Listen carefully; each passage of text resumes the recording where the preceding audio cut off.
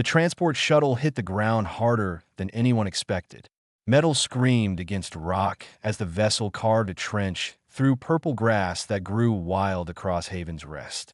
Inside, Daniel Reed held his wife Lily close while she clutched their 10-month-old son Noah against her chest. The baby had stopped crying sometime during the descent, which worried Daniel more than the screaming would have. When the shuttle finally stopped moving, emergency lights bathed everything in red. Daniel checked Lily first, then carefully took Noah from her arms.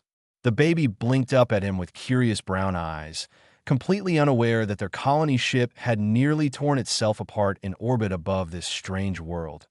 Outside, the air smelled different. Cleaner somehow, despite the smoke rising from the shuttle's damaged engines. Other survivors stumbled out behind them, 43 humans who had been heading to a new colony world when their ship's core started failing.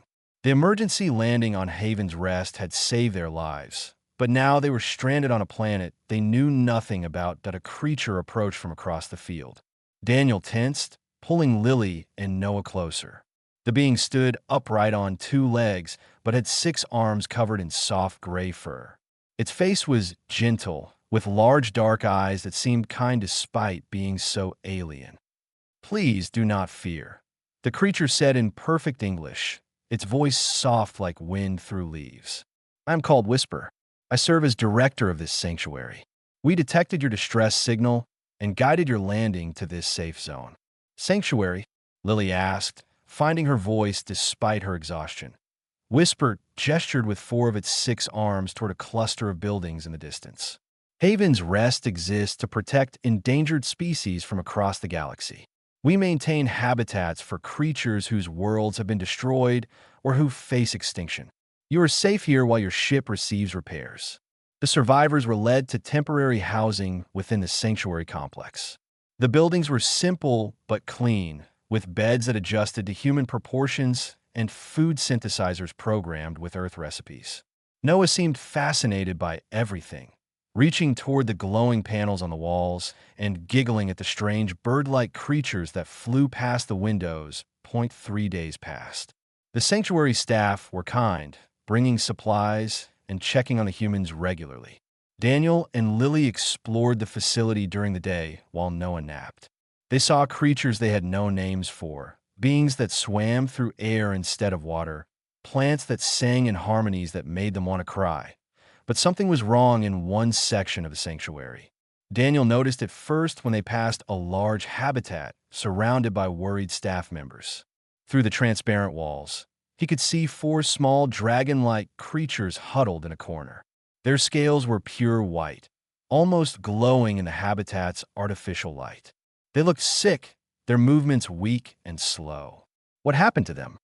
Daniel asked a passing staff member, a being that looked like it was made of living crystal.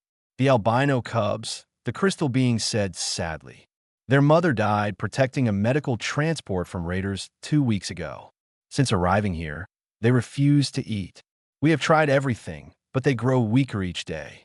It is difficult to watch younglings fade like this." Lily pressed closer to the glass. Noah balanced on her hip. The baby made a soft, cooing sound, and one of the dragon cubs lifted its head. Pale blue eyes focused on Noah with sudden intensity. "Did you see that?" Lily whispered. The smallest cub stood on shaky legs and walked toward the glass. It pressed its snout against the barrier, staring directly at Noah. The other 3 cubs noticed and also approached, their movements gaining strength as they focused on the human infant. Noah laughed and slapped his small hands against the glass. All 4 dragon cubs jumped slightly at the sound, then pressed closer. Their tails began to sway slowly, and a rumbling sound came from their throats. The crystal being gasped. "They are responding. This is the most activity they have shown since arriving." Whisper appeared within minutes, summoned by excited staff members. The 6-armed director watched in silence as Noah babbled at the dragons, and they followed his every movement through the glass. "How old is your child?" Whisper asked quietly. 10 months, Daniel answered. "Why?" "Because those cubs are also very young. In dragon years, they would be considered infants as well." Whisper's dark eyes studied Noah carefully. I must ask something difficult. We have tried every medical treatment, every feeding method, every comfort we know. The cubs are dying, but they show interest in your son. Would you, would you permit supervised contact between them? Daniel's first instinct was to refuse.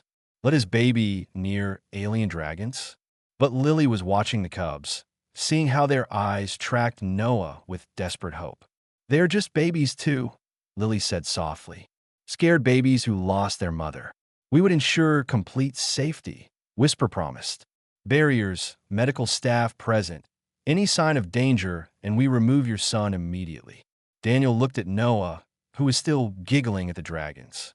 The baby had no fear, only curiosity and joy. Then he looked at the 4 white cubs, remembering how they had been huddled and dying just minutes ago. Now they stood alert, focused, almost pleading through the glass. What do you think will happen? Daniel asked at Whisper's 6 arms spread in a gesture of uncertainty. I do not know, but in all my years running this sanctuary, I have never seen creatures respond to another species like this. There is something about your son, about humans perhaps, that calls to them. Lily met Daniel's eyes. They had that silent conversation that married couples perfect over years together. Finally, Daniel nodded. Supervised contact only, he said firmly. And if anything seems wrong, we stop immediately. Agreed, Whisper said, relief evident in the director's gentle voice. AS arrangements were made. Daniel held Noah close and watched the 4 albino dragon cubs. They never looked away from his son, their pale blue eyes full of something that looked surprisingly like hope. The observation room smelled like antiseptic and something else, something wild that Daniel could not quite identify. Medical equipment lined the walls, scanning devices that hummed with quiet energy.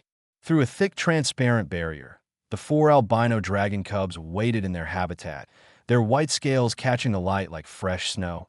Noah sat in a specially designed carrier seat, secured but comfortable.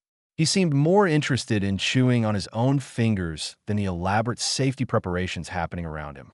Lily stood close enough to grab him at the first sign of trouble, though her hands were shaking slightly. The barrier will lower in stages, explained Clarity, the crystalline medical officer. Their body refracted light into tiny rainbows that danced across the floor. First contact will be through a small opening, just enough for scent exchange. We will monitor all biological responses before proceeding. Whisper supervised from a control panel, all 6 arms moving across different instruments. The cubs have been sedated lightly, just enough to slow their reactions. They will not be able to move quickly, which gives us time to intervene if needed. Are you sure this is safe? Daniel asked for the 3rd time. No, Whisper admitted with surprising honesty. But doing nothing is certain death for the cubs. This way there is hope. The barrier began to descend. A small gap appeared at the bottom, maybe 6 inches high. Immediately, the smallest dragon cub moved forward. Its steps were slow, partly from the sedation, but mostly from weakness. The cub had been dying for 2 weeks, and it showed in every movement. Noah stopped chewing his fingers. He leaned forward in his carrier, making a questioning sound that all babies seem to know instinctively. The cub reached the gap and lowered its head. Its snout pushed through the opening, nostrils flaring as it caught Noah's scent. Then something remarkable happened. The cub's eyes, which had been dull and lifeless, suddenly brightened. Its tail lifted slightly, and from deep in its chest came a sound like distant thunder. Purring, Clarity whispered in amazement. I have studied this species for 5 years and never heard them purr. The other 3 cubs noticed. They moved forward together, crowding around the small opening. All 4 tried to push their snouts through at once, creating a tangle of white scales and desperate snuffling sounds. Noah laughed. The sound was pure and delighted, completely unafraid. He reached toward the barrier with both hands, fingers opening and closing in the universal baby gesture for wanting something. Lower it more, Lily said suddenly. Daniel turned to her in surprise. Are you sure? Look at them, she said, pointing at the dragons. They're not trying to get to him to hurt him. They're trying to get to him because they need him. Whisper studied the readings on the control panel. Their stress hormones are decreasing rapidly. Heart rates stabilizing. brain activity showing patterns associated with contentment and bonding. I believe, I believe it is safe to proceed. The barrier lowered another foot. Now there was enough space for the cubs to push through if they wanted. But they did not push. They waited, watching Noah with those pale blue eyes, as if asking permission. Can I take him out of the carrier? Lily asked. I advise against that, Clarity said, but without much conviction. The medical officer was too fascinated by the readings they were getting. Lily looked at Whisper, who hesitated before nodding. Stay close. Be ready to pull him back. Lily unbuckled Noah and lifted him from the carrier. She sat down on the floor right next to the barrier, holding Noah in her lap. The baby immediately reached toward the gap, babbling excitedly. The smallest cub came through first. It moved slowly, carefully, as if afraid of scaring the humans. When it was fully on the human side of the barrier, it stopped and sat down, just out of reach. Noah squirmed in Lily's arms, clearly wanting to get closer. She looked at Daniel, who knelt beside them. Together, Daniel said quietly. They scooted forward as a family. Noah stretched out his tiny hand, and after a moment, the cub stretched out its snout.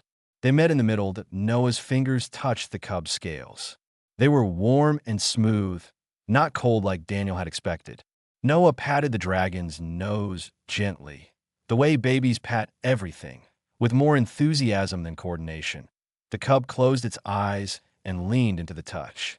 That purring sound grew louder, joined by three more as the other cubs pushed through the barrier to get closer.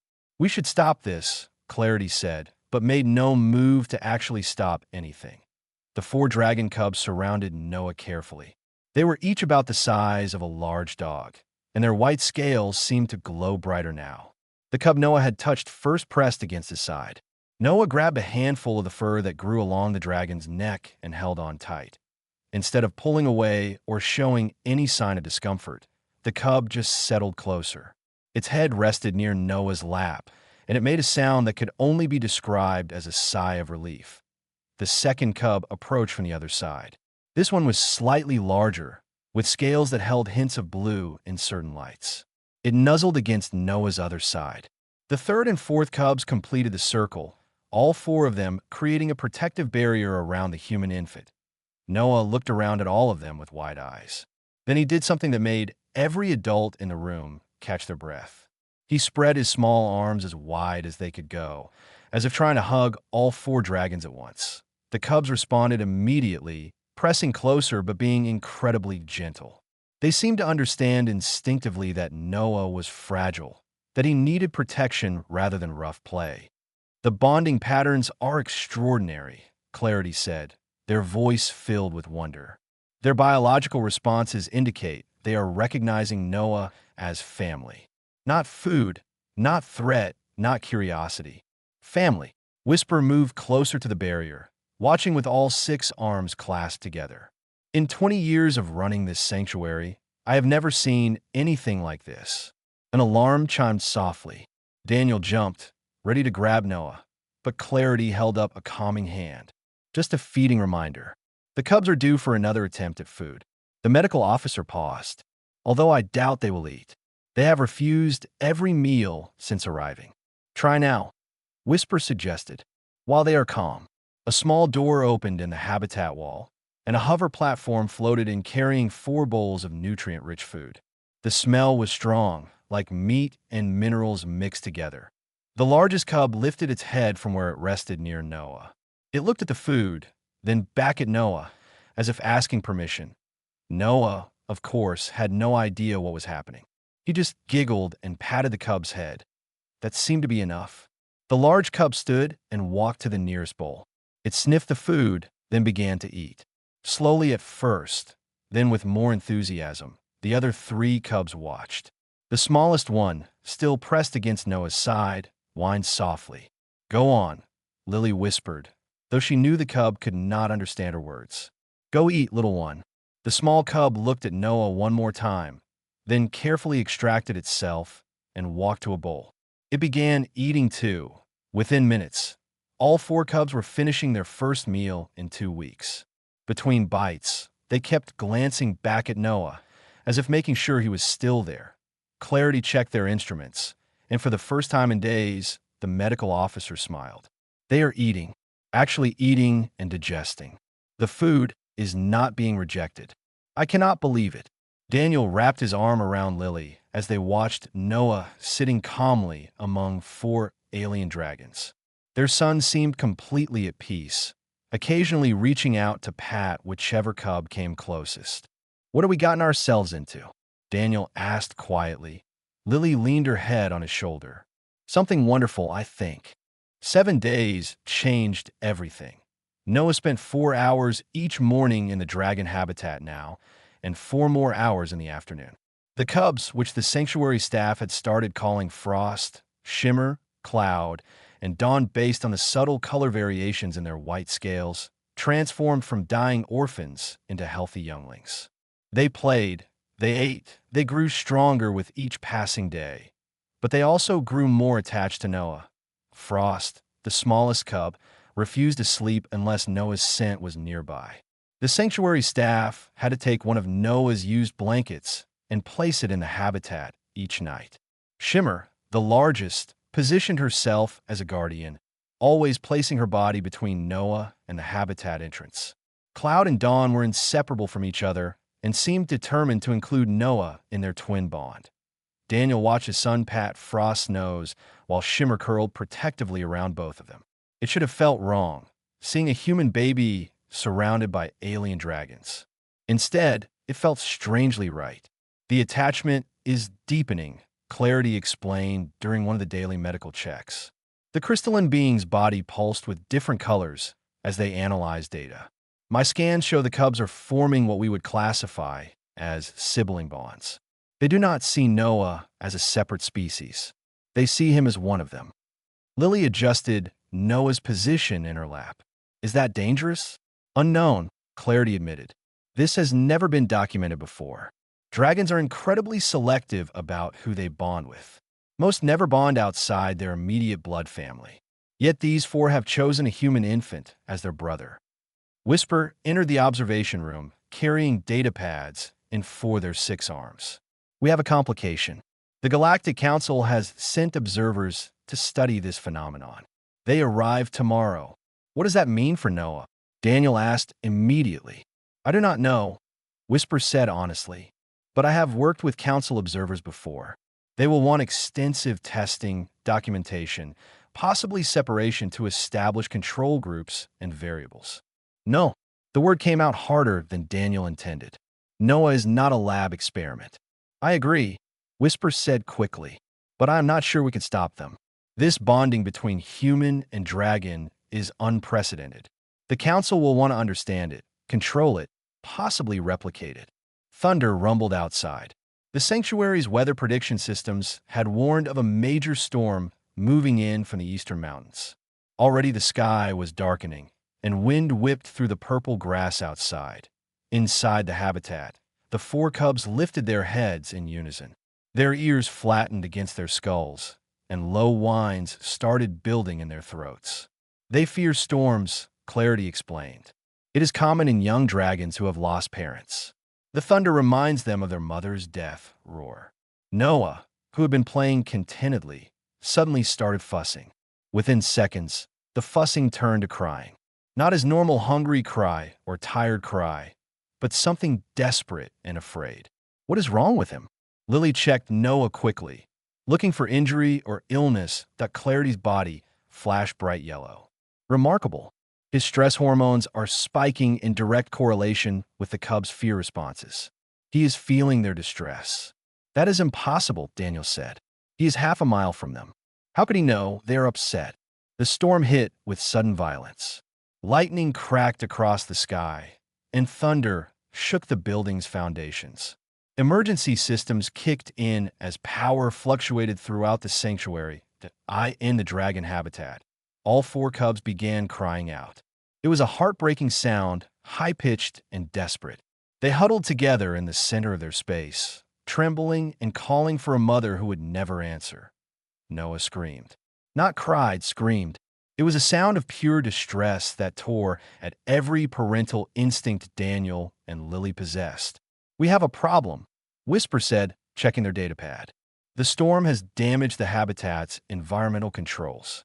The cubs' area is losing heat rapidly. They're already compromised from weeks of not eating properly. If they get too cold in this state of distress, the director did not need to finish. Everyone understood. Bring Noah to them, Lily said. Absolutely not, Clarity objected. We cannot guarantee safety during a storm with the power failing and the cubs in distress. They will not hurt him, Lily said with absolute certainty. Listen to my son. He is calling for them just as much as they are calling for him. Daniel looked at Noah's tear-stained face, then at the monitor showing 4 terrified dragon cubs. His engineer's mind calculated risks and benefits, but his father's heart already knew the answer. We are going, he said firmly. Whisper started to protest, then stopped. I will accompany you. If anything goes wrong, I can move faster than humans. They ran through corridors lit only by emergency lighting. Lily held Noah close, trying to calm him, but the baby would not stop crying. Every crack of thunder outside made him scream harder. The habitat door required manual override with the power failing. Whisper worked the controls while Daniel and Lily pressed against the observation window. Inside, the 4 cubs were crying and pacing, their distress visible in every movement. The door opened. Cold air rushed out, confirming that the environmental systems had indeed failed. The temperature inside was dropping fast. Wait, Clarity said, appearing behind them with several blankets. At least take these. The sanctuary staff had prepared a sleeping nest in the corner of the habitat, a protected area with thick padding and walls on 3 sides. Daniel and Lily hurried inside with Noah, Whisper following close behind. The moment Noah entered the habitat, 4 white heads turned in perfect unison. The crying stopped instantly. Frost reached them first, moving faster than her small size should have allowed. She pressed her snout against Noah's leg, sniffing frantically to confirm it was really him. Shimmer, Cloud, and Dawn followed, all 4 cubs surrounding the small human family. Noah's screaming stopped. He hiccuped a few times, leftover sobs, but his arms were already reaching for the dragons. Put him in the nest, Whisper suggested. Let us see what happens. Lily carried Noah to the prepared sleeping area. It was lined with soft materials that adjusted to body temperature, and the walls would provide some protection from the cold air flowing through the habitat. She placed Noah down gently. The baby immediately rolled onto his stomach and pushed himself up on his hands and knees, looking around at the 4 cubs who had followed. What happened next would be discussed and analyzed for years to come across the galaxy. Frost lay down first, curling her body into a small crescent. Cloud and Dawn positioned themselves on either side, their bodies creating walls of warmth. Shimmer completed the circle, her larger body forming a protective barrier at the front. Together, they created a living nest around Noah. The baby looked at each dragon in turn, then did something that made Lily gasp. He crawled to the center of their circle and lay down. Frost immediately tucked herself closer. Within seconds, Noah had his fingers tangled in her neck fur, his face pressed against her warm scales. The other 3 cubs adjusted their positions, moving closer until Noah was completely surrounded by dragon warmth and protection. Their purring started, low and rhythmic, like a lullaby made of thunder that Noah's eyes grew heavy.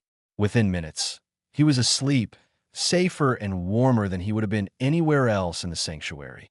This is extraordinary, Clarity whispered, recording everything on a handheld device.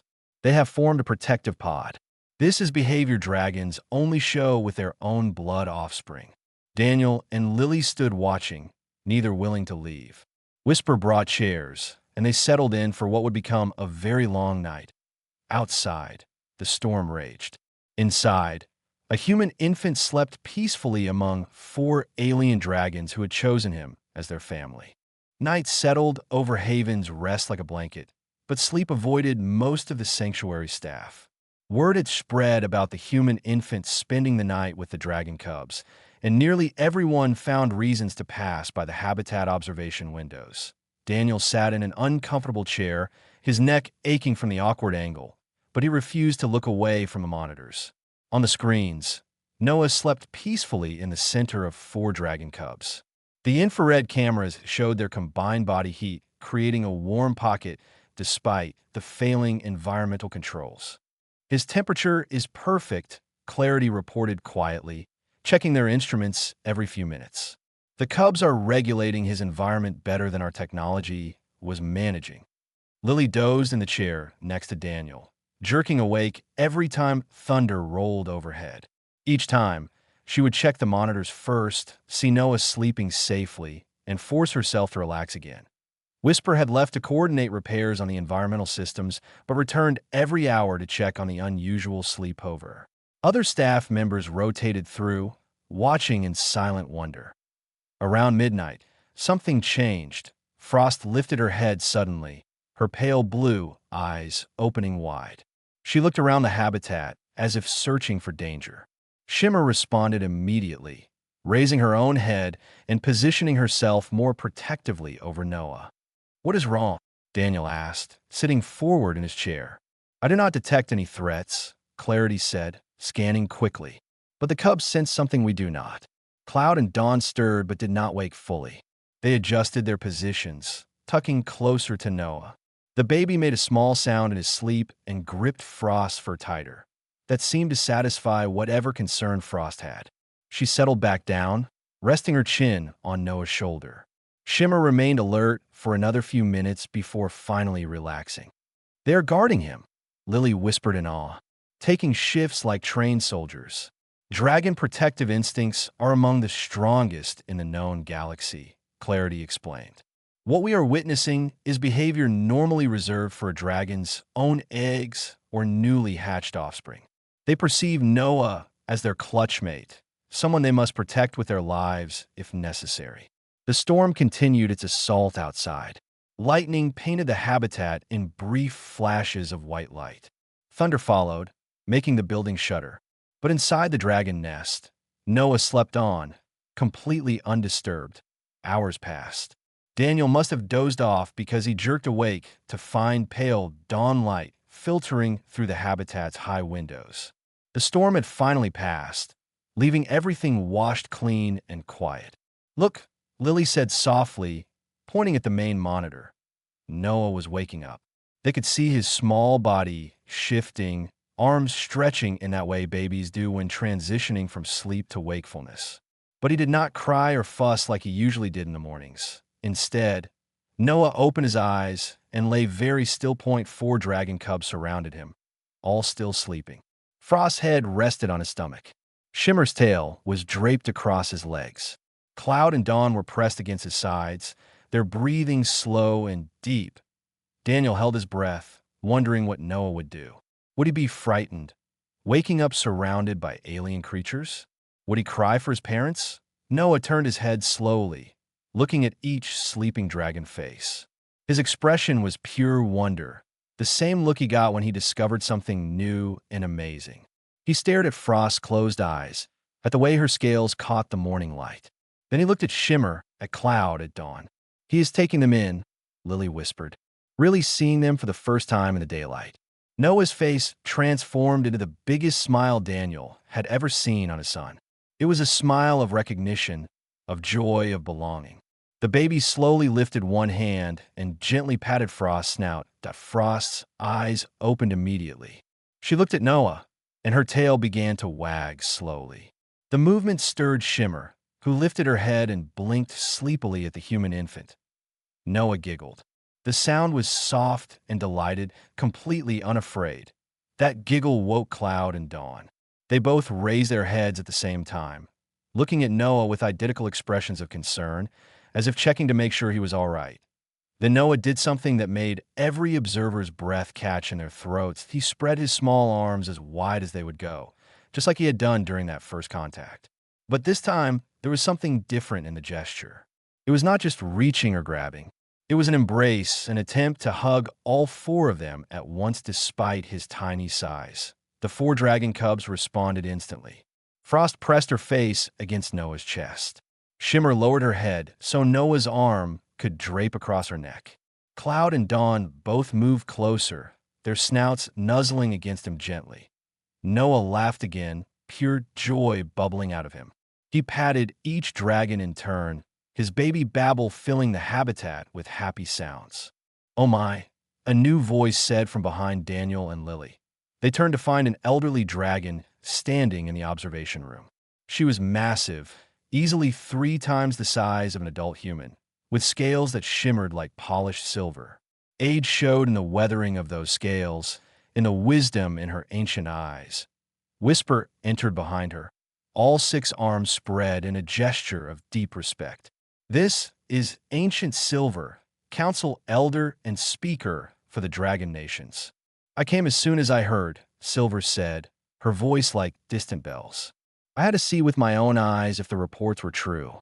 A human child, accepted by dragon cubs as their sibling." On the monitors, Noah had managed to get himself into a sitting position, still surrounded by the 4 cubs.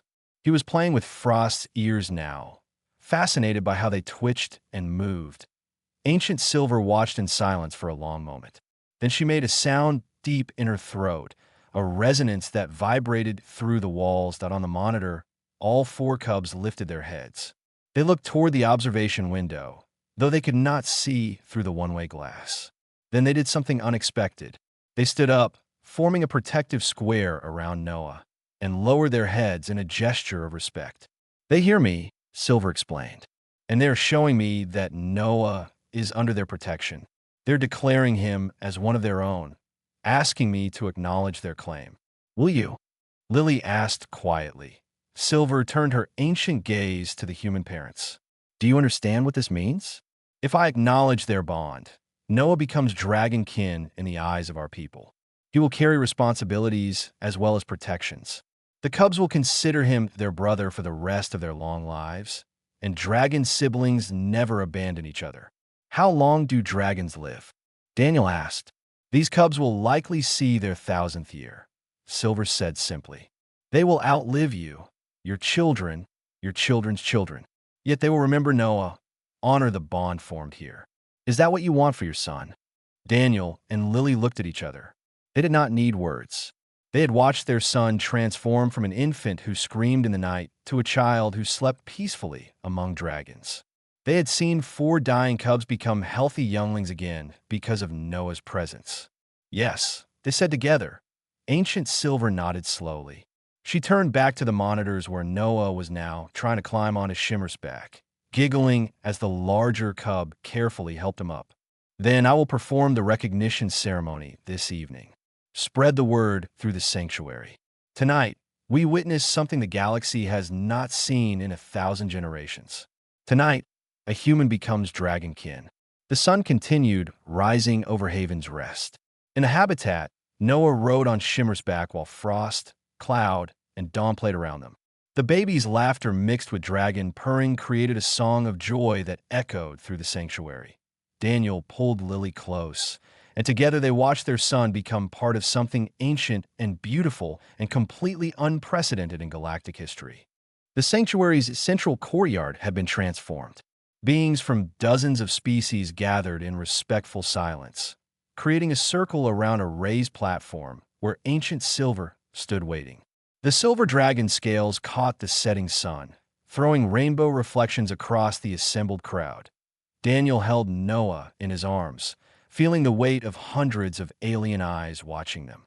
Lily stood beside him, her hand gripping his elbow tightly. Around them, the sanctuary staff had positioned themselves protectively. Whisper closest of all, the 4 dragon cubs sat at the base of the platform, arranged in a neat row.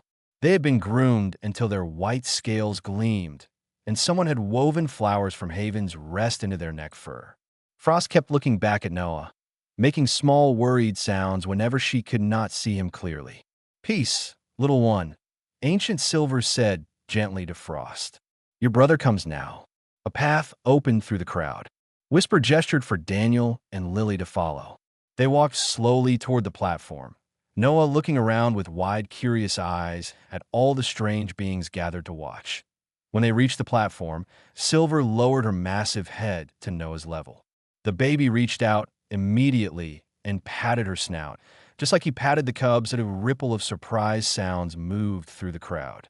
Apparently, touching an ancient unbidden was unusual. But Silver only made a sound like soft laughter. "He has no fear," she said. "This is good. Fear and dragons do not mix well." Silver raised her head and addressed the crowd in a voice that carried to every corner of the courtyard. "We gather to witness a bonding most rare. These 4 cubs, orphaned and dying, found life again through a human child. Now they claim him as their sibling, and I am here to determine if this claim has merit." Silver gestured with one wing, and the cubs stood.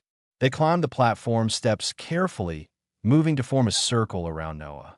Daniel and Lily stepped back as instructed, giving the dragons and their son space. "Noah of the humans," Silver said formally. And somehow, Noah seemed to understand the importance of the moment. He stopped fidgeting and looked up at the massive dragon. "Do you accept these 4 as your siblings?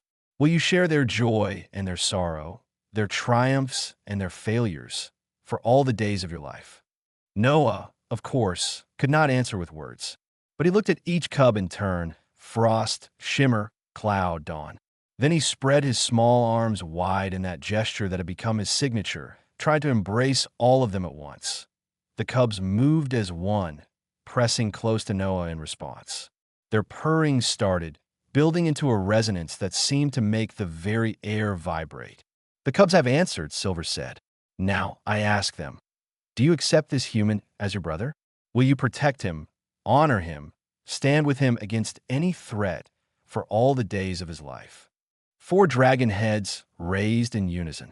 4 voices, still young and high-pitched, sang out a note that sent chills down Daniel's spine.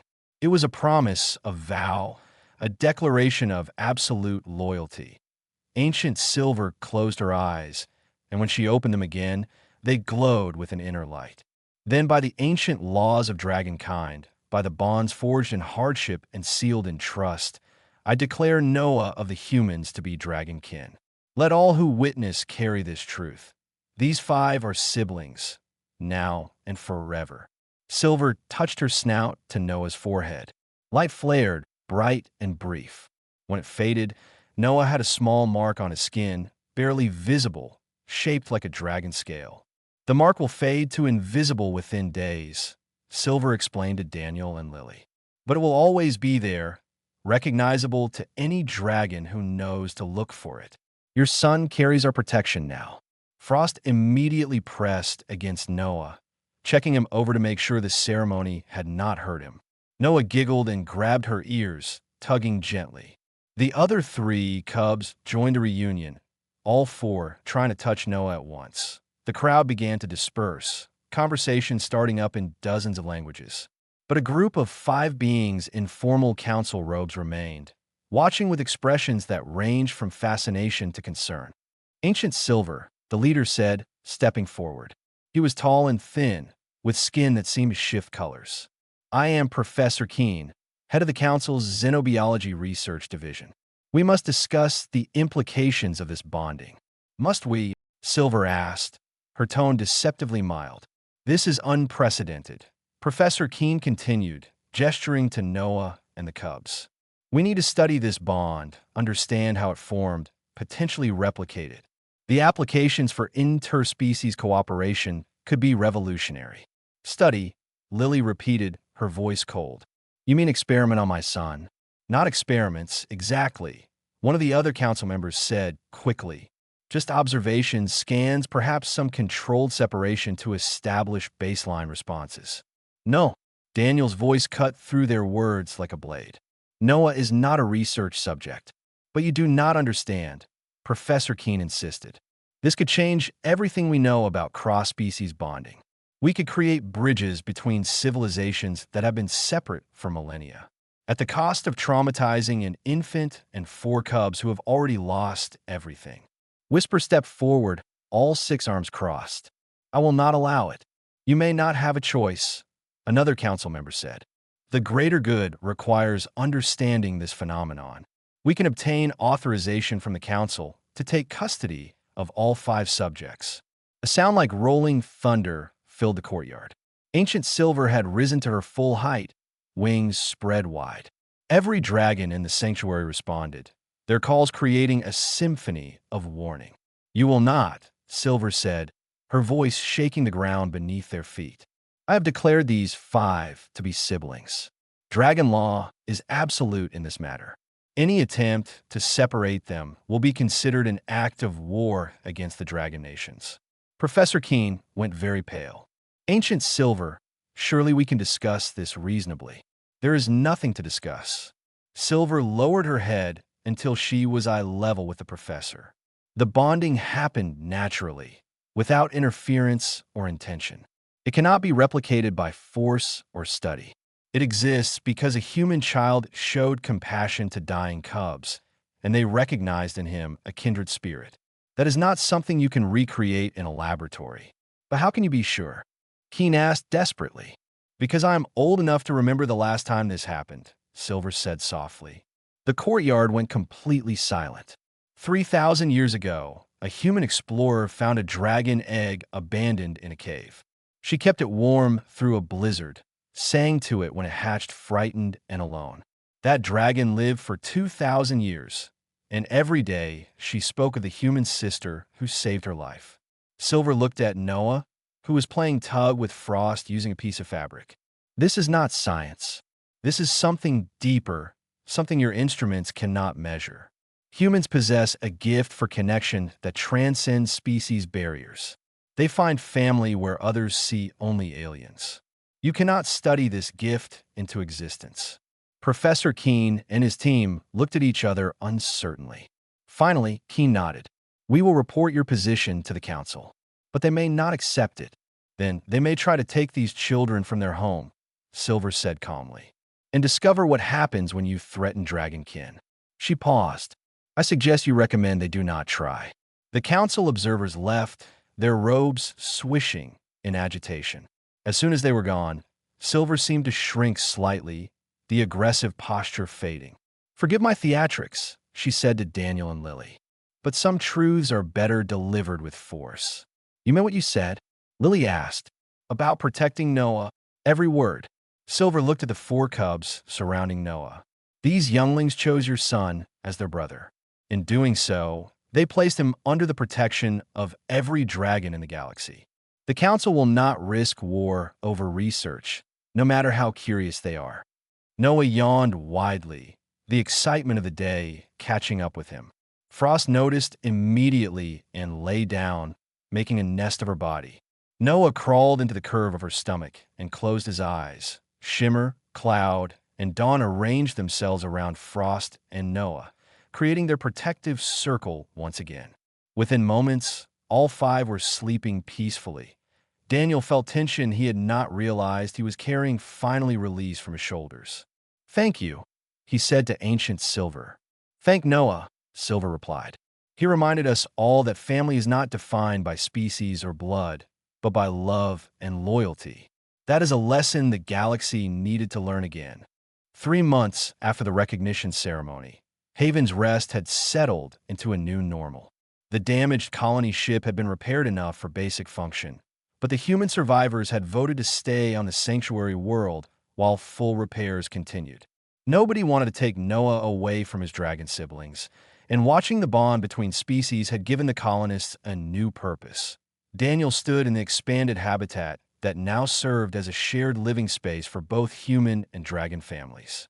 The sanctuary staff had built connecting rooms so Noah could move freely between his parents' quarters and the area where the cubs slept. Right now, all 5 were napping together in a patch of artificial sunlight, tangled in a heap of scales, skin, and contentment. The council wants updated reports, Whisper said, entering with data pads balanced in 4 arms. But their tone has changed significantly. They're no longer demanding study. Now they're asking for guidance. Guidance on what? Lily asked, looking up from where she was reading while Noah slept. How to foster natural bonding between species, Whisper explained. Your son has inspired something across the galaxy. Other sanctuaries are reporting increased success with cross-species care when humans are involved. A mining colony requested human mediators for a dispute with the indigenous population. 3 separate research stations have asked for human staff specifically because of their ability to connect with alien colleagues. Clarity entered behind Whisper, their crystalline body refracting the sunlight into rainbow patterns that danced across the sleeping pile of cubs and baby. The medical data is equally remarkable. The cubs are developing faster than normal dragon growth rates, and Noah's cognitive assessments show advancement in areas related to empathy and spatial awareness. Are they okay? Daniel asked immediately, concerned. More than okay, Clarity assured him. They are thriving. The bond is beneficial for all five of them. Noah learns dragon's social cues instinctively, while the cubs are learning human expressions and behaviors. They are creating their own unique communication system. As if to demonstrate, Frost lifted her head from the sleeping pile. She made a soft chirping sound, and Noah stirred. Without fully waking, the baby reached out and patted Frost's leg. The cubs settled back down, satisfied. They check on each other constantly, Lily said with a smile. Even in sleep. The sound of wings overhead made everyone look up. Ancient Silver landed in the courtyard, visible through the habitat's large windows. She had been visiting regularly, teaching the cubs traditional dragon practices and stories. May I join you? Silver asked through the open doorway. Of course, Daniel said. Silver entered carefully, mindful of her size and the human-scaled space. She settled near the sleeping pile, her ancient eyes soft as she watched the five younglings rest together. I have news from the council, Silver said. They have officially recognized the concept of cross-species kinship bonding. It will be added to galactic law. Any being who forms such a bond will receive the same protections and rights as biological family. That is wonderful, Whisper said, all six arms gesturing excitedly. This will change so many policies. It already has, Silver confirmed. 12 different species have come forward with historical accounts of similar bondings that were previously dismissed or hidden. We're discovering this happens more often than anyone realized. Humans are simply more open about it. Shimmer woke up, yawning widely enough to show all her teeth. She noticed Ancient Silver and made a happy sound, carefully extracting herself from the pile without waking the others. The young dragon padded over to Silver and pressed her head against the elder's leg in greeting. You have grown strong, little Shimmer, Silver said fondly, touching her snout to the cub's head. Your mother would be proud. At the mention of their lost mother, Shimmer's expression grew sad. But then she looked back at Noah, still sleeping peacefully with Frost curled around him, and her tail began to wag slowly. He helped you heal, Silver observed, just as you helped him find courage. Cloud and Dawn woke together, as they always did. They saw Ancient Silver and bounded over, nearly tripping over their own feet in excitement. Silver greeted each one individually, speaking to them in the ancient dragon tongue. Their excited movements finally woke Noah and Frost. The baby sat up, rubbing his eyes with small fists. When he saw Ancient Silver, his face lit up with recognition and joy. "Duh!" Noah shouted, pointing at Silver. It was one of his few words, and he seemed to use it for anything large and important. Silver laughed, the sound like bells in the wind. Close enough, small one. Frost helped Noah stand, positioning herself so he could use her back for balance. Together, they walked over to Ancient Silver. Noah was getting better at walking each day, especially when he had a dragon to hold on to. I have been thinking, Silver said, addressing Daniel and Lily directly. When your colony ship is fully repaired, what will you do? The question hung in the air. Daniel and Lily exchanged glances. We have not decided, Lily admitted. The colony we were heading to is still waiting for us, but leaving would mean separating Noah from the cubs, Daniel finished. Or taking the cubs with you, Silver suggested. They're Noah's siblings. Where he goes, they should go. If they choose to, can they make that choice? Lily asked. They are still so young. Dragons know their hearts from the moment they hatch, Silver said. Watch. She spoke to the four cubs in their language, a series of rumbles and musical notes. The cubs listened intently, then looked at each other. Some unspoken communication passed between them. Finally, Shimmer stepped forward and placed her head against Noah's chest. Frost pressed against his back. Cloud and Dawn flanked his sides. Together, they lifted him gently off the ground, holding him suspended in the center of their protective circle. That is their answer, Silver translated.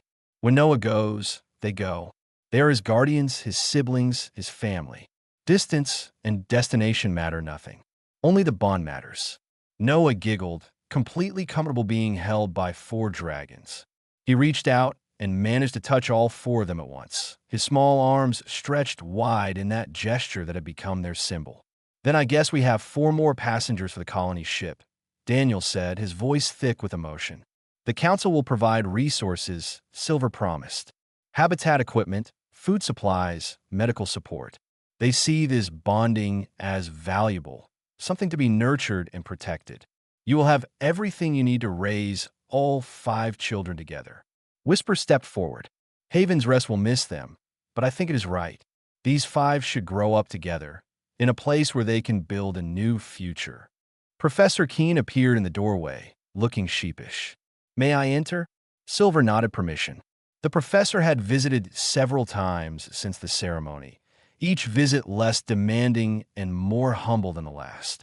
I came to apologize, Keen said, addressing Daniel and Lily directly. I approached this situation like a research problem when I should have seen it for what it was, a family forming. I wrote a paper about it, but not the one I originally intended. He held out a data pad. I wrote about the human capacity for connection, how your species finds family everywhere you go, how you bridge gaps that others believe impossible. The paper has been accepted by every major academic journal in the galaxy. You are changing how we think about relationships between species. We are not doing anything special, Lily said. We are just loving our son and accepting who he has chosen to love. That is exactly what makes it special, Keen replied. Most species cannot see past surface differences. Humans do it instinctively. You look at 4 alien dragons and see your son's siblings. That perspective is rare and precious. Noah squirmed, and the cubs gently lowered him to the ground. He immediately toddled toward a toy, and all 4 cubs followed, arranging themselves around him as he played. They had become his constant shadows, and he had become their son. What will you tell people? Silver asked Keen. When they read your paper and ask how to replicate this?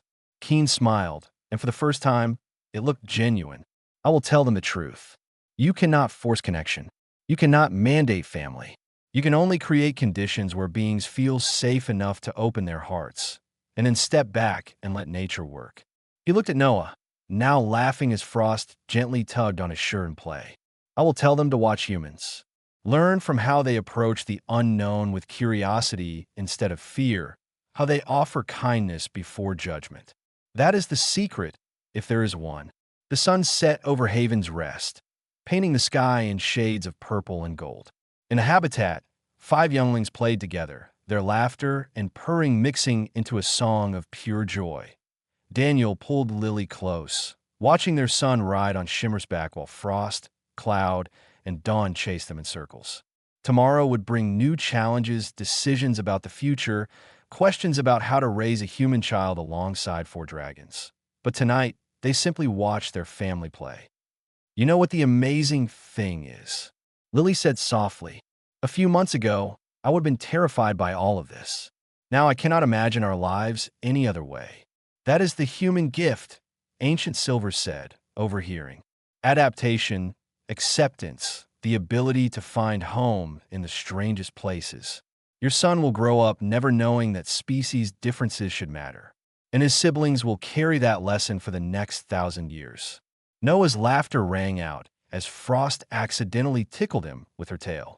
The sound echoed through the sanctuary, a promise of joy and hope. Across the galaxy, beings watched the footage of a human infant and 4 dragon cubs playing together. They saw a family where species boundaries said there should be none. They saw a love that transcended biology. And slowly, one heart at a time, the galaxy began to understand what humanity had always known. Family is not defined by how you look or where you come from. Family is who you choose to love and who chooses to love you back.